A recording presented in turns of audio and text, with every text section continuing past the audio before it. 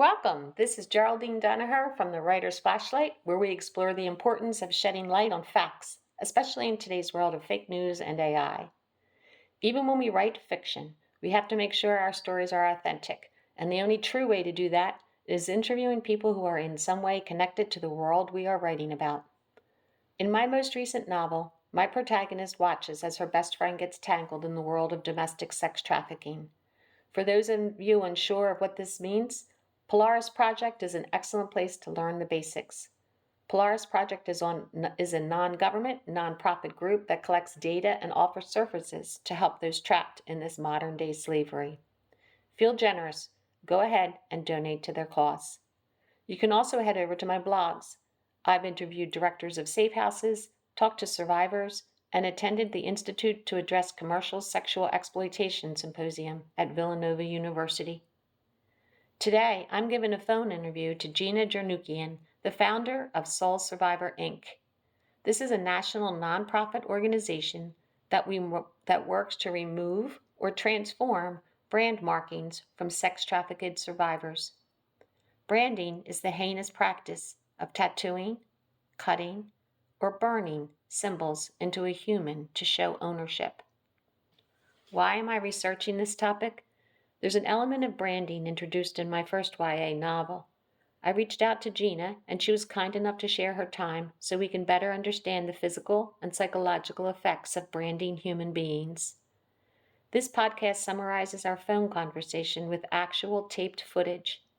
I apologize that the phone conversation is not as clear as I would like. My hope is that her genuine care and wealth of information will be the strongest message coming through the phone calls. So let's get started. I first asked Gina how she came to be so active with the sex trafficked individuals. I'm a permanent makeup artist and a paramedical tattoo artist. And so that's where it all started for me. That's what I was doing. So permanent makeup and then helping women that, had mastectomies to make their breasts look real. So that's where it started for me. Oh, okay. And the salon owner one day, and I got to become friends with her, said, hey, there's this new process of tattoo removal. I think you'd be great at it. Come with me to this appointment. And I said, okay. And I watched it, and it's not laser. It's with a needle and with serum. And I watched this process, and I thought, I can do that. You know how much tattoo regret there is? And so I thought, another stream of income. This would be cool. My price is fair, so people can remove these tattoos. And it wasn't but a month or two doing this, I start getting really odd tattoos, like the same ones, like I'd see a bunch of crowns, or I would see just these odd tattoos that didn't make sense. I had men coming into my studio that were aggressive. I could tell that there was something up. But at this point, I still had no idea, no clue. And so I started asking around and showing pictures to friends and psychologists, people that I know. And one person said, oh, that's a branding. I said, what? Like I literally, Geraldine, had no clue. And it just struck me. I said, that's it. So I located, local organizations around here. And I said, if you have anyone, send them to me and I'll do it for free. Oh. And then that started off, and then that became the focus of every single day. I could not believe the amount of people that were coming in for removal. And then word got out. People were driving 3, 4, 5 hours to come see me. I was blown away. I was like, oh my goodness, this is real. So that's how Gina started actively helping the victims of domestic sex trafficking. We call it domestic because it happens here in the United States. Many people don't want to think that young people are manipulated into this lifestyle. In fact, in all my conversations, there seems to be one general misconception, that sex trafficked individuals make a lot of money and are perfectly happy being owned by their trafficker. I asked Gina if she came across any misconceptions. She thinks that many people want to lump all men into two categories when it comes to sex trafficking, denier or active participant. But she has actually seen a big change among the men in her community. Many are stepping up and trying to initiate change.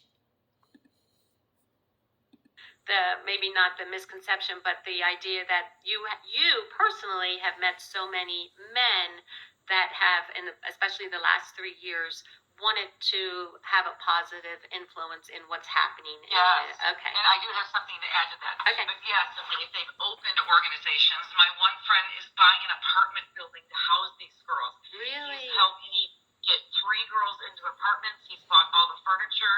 One of the girls, she was born into trafficking, which is another huge thing. She was born into it, and she really desperately needed a dog. But this dog, I forget, with PTSD, emotional dogs. Right. Mm-hmm. This dog is $24,000. Oh. They gave her a scholarship. It was $14,000.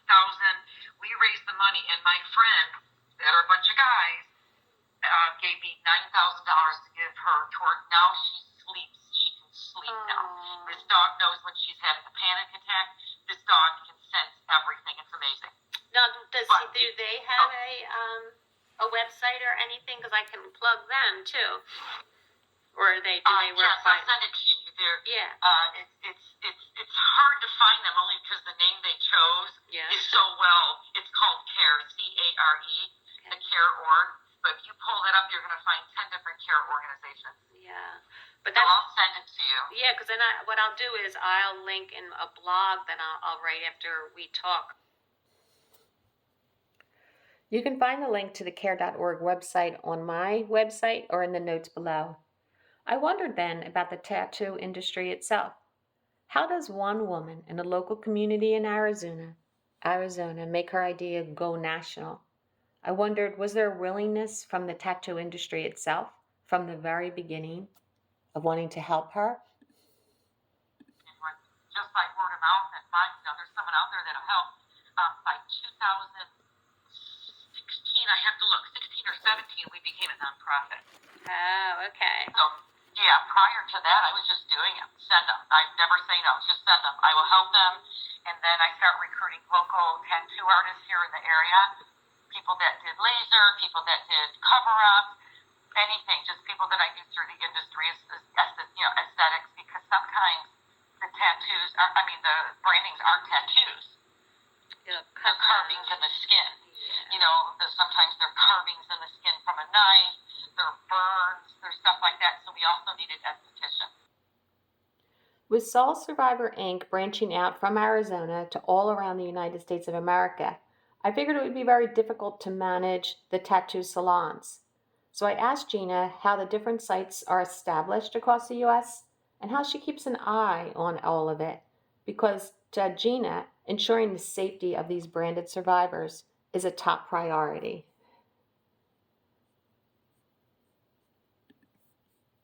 I were just sitting thinking about all these poor kids, but then when I think of the adults who band together and want to make a difference, then it's like, oh, you're a part of something positive for them. Yeah, for sure. So you told me that you have 60 across the United States. Do you decide, or does a city, let's say, reach out to you and say, we have a need? How does that happen? So it's both. So the 2 ways it works. Our organization is pretty well known now through the United States, and so if someone fills out a scholarship form, and let's say she's from West Virginia, and then we look, and if we don't have someone there, our team hops on it, and we start emails, phone calls, and then, because that's kind of a vetting process too, to find a removal specialist or a tattoo artist. And then when we find 3 or 4, then they go through our program, they talk to me and make sure that they're a good fit. And so that's how we'll find someone in the area where a survivor is looking. The other way is artists will reach out and say, we've seen you on the news, we want to be a part of it. Okay. And we just had that happen in, I think it was Pennsylvania. Oh, okay. Pennsylvania actually has 3 tattoo removal centers that are affiliated with Soul Survivor Inc. One's in Lancaster, Pittsburgh, and Steelton. Unfortunately, none of these sites has an esthetician. If someone has listened to this and has a tattoo salon and would like to learn more about the process of working with Soul Survivor Inc., you can contact me at GeraldineDonaher.com or contact Soul Survivor Inc. directly through their website. Gina is still growing this nonprofit in the hopes of helping more survivors. You have a chance to make a difference in a survivor's life. How does she handle the sheer numbers to financially support the artists to keep the service free to the survivors? Donations. So your donations, do a lot of them come from just local people or small ones and they just build and build, or do you have people in big companies that give you? It's more large in geographical scale. We have over 60 affiliates. We're actually a very small organization. It's just little old us here in Phoenix, and I've got a couple administration, But Camelback Ford here in Phoenix, they donate anywhere between 15 and 30,000 a year, which is amazing. Wow. Okay. Awesome. Arizona Diamondbacks. Seriously? Yeah. So Arizona Diamondbacks. And it's sometimes it's yearly, sometimes it's every couple years, sometimes it's a one-time donation. And so they probably give a good chunk too, though, right? Like that probably would be a good thing for like Well, Philly. they give us 10,000, and I was blown away. I was like, dang! I mean, how did you even find out about us? Yeah. Global Vision Bible Church in Tennessee donated $100,000. Wow. That was the largest one we've ever had. I couldn't believe it when he called me and said, "Well, we raised $100,000." I about fell off my chair. Oh, that's so good. People that have seen either a news article and this is nationwide, just not in Arizona, they've seen something on the news or they've seen an article, and then they'll pledge like $50 a month. So we have ongoing pledges. That's nice, yeah. And that really helps. And we have our fundraiser coming up next month, so that will be hopefully really good to get us through the next year. Now we've talked about support systems to create a safe space where survivors can heal after their abuse and trauma. I'd like to go back to the girls and the boys who are manipulated into the sex trafficking industry. We've all heard about the importance of keeping boundaries in relationships, but imagine being 15 and trying to keep boundaries with an older, charming man who has had a lifetime of learning how to get what he wants. In psychology, these manipulations are referred to as stretching boundaries. Within the sex trafficking world, this could be from a family member, a mom or dad, aunts and uncles, or it could be the older charmer, whom we can refer to as a groomer, or even a Romeo, who is the boyfriend. In my upcoming novel, I use the Romeo as the sex trafficker. I asked Gina for a better explanation of this stretching boundary concept and how young teen girls become confused and then trapped. Touched on it, where people think that this is a third world country thing, or a big white man comes in and gets them, and that is so far from the truth. So you already know that most of this is familial, which is family. But the other way, and this is really important and this is what I tell the girls that I speak to, and actually I'm speaking to a MOPS group, what they're facing here. And so, and this is really important. So I'll give you a story, and this is a true story, then you'll understand what I'm saying. So this one girl, she was a survivor, teenager on the swim team, a very good student, was popular, student council, all that. Her and her girlfriends got invited to a party. Well, at 15, 16, of course you're going to go to a party. Sure. So they go to this party, and they had a really good time. And this really cute boy, who was called a groomer or a Romeo, you probably know those terms, Yes. approached them and said, "Hey, you guys are super cute. I got some executives coming in. I'm a movie producer or whatever, not a music producer, which they all are, quote. Right. Would you come to this party? All you gotta do is just hang out and dance. We'll give you $50. They're like, yeah. So they go to this party. This is called stretching boundaries. So they go to this party. They're dancing. They get paid $50. So this cute boy, he's probably 19, 20, says, "You know what? I got another one coming up. People flying in. If you just wear your bathing suits, kind of flirt around, we'll have bodyguards. No one will touch you." And they're like, "Okay, we'll pay you $250. So it progressed. It could progress to the point, and this is, groomers and Romeos are very patient. Yeah. They will take as much time as needed to gain the trust of the child, the teenager. So maybe the fourth or fifth party, he said, "Will you take your tops off? You don't have to.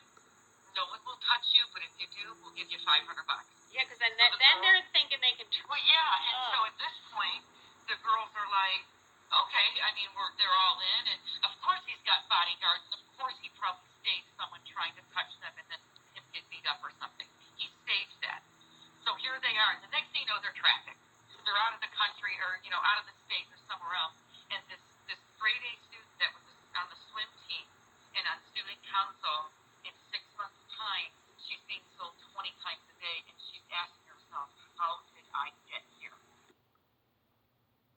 The image many people create of a sex trafficker is very different from the reality of who they are. In my research, I have found them to be charming, keep under the radar by following rules, don't like to get their hands dirty, and are intelligent and patient with their manipulation. They get what and who they want. Gina, can you offer any other insights into the personality of a sex trafficker? Exactly. So you take this young 15, 16-year-old and you say in 6 months, this is where you're going to be. And she says, not a chance would I ever do that. So it was a very slow progression of trust, stretching the boundary just a little bit. I mean, 6 weeks before that, she never would have took her top off for anyone. She was a virgin. Yeah. But for $500 and she's with her girlfriends and there's a bunch of people protecting her for $500, why not? Right, and plus they are presenting it in such a non-threatening way that Exactly. their brain is just like, well, I guess I can trust him. He seems like a pretty good guy. And you used the word that Natalie at Covenant House in Kensington always says is, it's not your fault. She's like, that's the one thing I would like to tell these girls. And developmentally, just with all my background with child psychology, that's what they're trying to do, is get independent and make all their own decisions at 13, 14, 15. So here's this guy saying, it's your decision. And then I never heard of the stretching boundary, though, titles. That's really cool. Yeah, and they need them to be okay. They want them, people say, well, how did they go and whatever. So traffickers aren't stupid. No. They're not going to kidnap you. They don't want a missing report. They don't want people looking for you. They don't want your picture on the news. They want the person to say, of course I'll go with you. Yeah. Because they've already stretched them and manipulated them enough where they trust this person and they're like, yeah, my parents are actually a-holes. And they kind of turned everything that they said against them and used that, and that's how it happens. And they go willingly. They don't want someone that they have to kidnap because then there's a red flag. So then it happens. The trafficking begins. The girls think they freely made the decisions. Then they convince themselves of a whole lot of other things that have no basis in reality. But the manipulation, the coercion, the abuse, the trauma has begun. Many feel they have no way out, or like Natalie at Covenant House explained, they don't think they have options. On the streets, this is referred to as turning out. They'll get to know them, their hopes, their dreams, their parents, their siblings, their adopted parents, whatever that is. What do they do in school? What are their likes? What do they want to do when they're older? What are their faults? What are their gifts? What are their weaknesses? And they talk about this as boyfriend and girlfriend for weeks and weeks and months. And I even know traffickers that have gone and have dinner with the parents. Oh my God. Yeah, and they're smart and they will do whatever it takes to gain the trust. And then after they take them, like, hey, we're going to go to LA and we're going to do this recording or whatever. But first, you've got to do this. I spent so much money getting you out here. And then the girl's flabbergasted, like, what? Yeah. And she does it because she loves them, and it did cost a lot of money to get her up in a whatever, in an apartment. And she does it, and then that's it. Once they call it turned out. So once they turn one trick, it's over. But that doesn't have to be the end. 6 years ago, when I first started researching domestic sex trafficking, a survivor in the Philadelphia area was interviewed. I remember in the article, the interview asking her why she waited 10 years to leave her trafficker. The girl said, I would watch all the women walk past me in the city. They were walking fast. They didn't even bother to look at me. I would sit on the corner and watch them speed walk. I wanted one to just slow down and look at me. I wanted to ask her how to get where she was. I had no idea how to get from where I was to where they were, and I didn't even think I was worth a conversation. I asked Gina if she had anything to say to someone who may be thinking about leaving her trafficker, but is too overwhelmed, threatened, or confused. What would she say?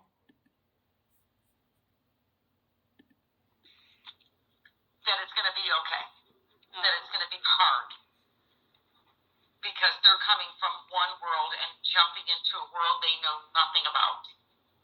And they only know what they know, and that's setting dates, going on dates, having sex. That's all they know. State to state, city to city.